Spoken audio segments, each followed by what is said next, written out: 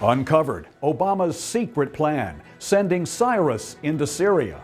That's right, instead of a missile attack, Team Obama is preparing a Miley assault to change the course of the Syrian civil war. Welcome to Liberty News TV. I'm Norvell Rose. Okay, we acknowledge that's a joke, and maybe it's just a little over the top to suggest that Obama's on the verge of sending Miley Cyrus into Syria. But this absurdity helps illustrate the point that this whole Syrian mess is really absurd, as it becomes ever more apparent that Obama and company are using Syria as a high-drama distraction in a high-stakes political dance.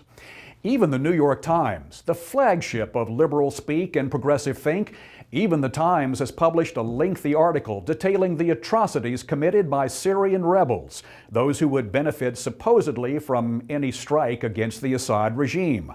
Brutal atrocities that are not limited to an isolated incident or two, but are forming a pattern of crimes against humanity. In fact, known terrorists, including Al-Qaeda, are said to make up a large percentage of these Syrian rebel factions.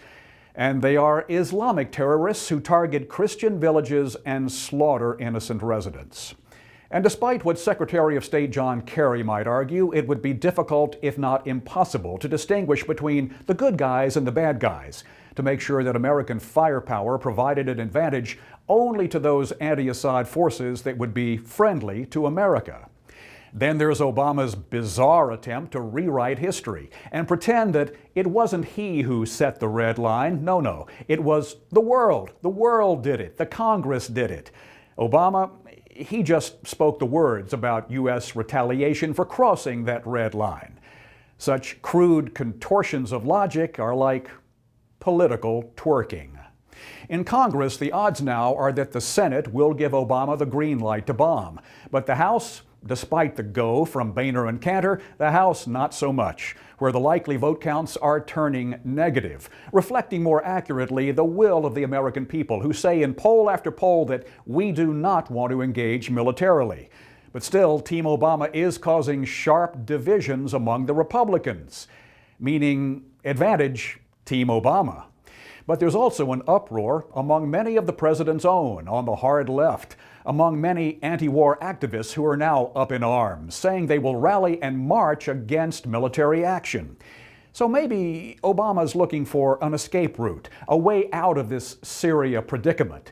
And in typical Obama fashion, he will blame everyone else for the missteps. And what about that contentious, even nasty feud that's flaring up between Obama and Putin, now in the hot spotlight because of the G20 summit in St. Petersburg, Russia? Obama wants to strike. Putin warns against it, saying he may even provide Assad with an anti-missile shield. Other world leaders there also shaking their heads in concern over possible negative economic impacts of military action. And they are increasingly isolating this American president, who ironically is looking more and more like a cowboy interventionist, which of course was the disdainful insult that Obama and the left constantly hurled at George W. Whatever the outcome of this messy Syrian affair, however the Congress comes down, however the pro-strike and anti-strike forces break out, the president may not ultimately change the course of the civil war in Syria, but he has certainly changed the course of the conversation here, hasn't he? We are consumed in the media and in the public conscience by this go, no-go debate and all that it entails. Presidential authority, congressional influence, constitutional limits and bounds, the proper use of the American military, international relations, America's standing in the world.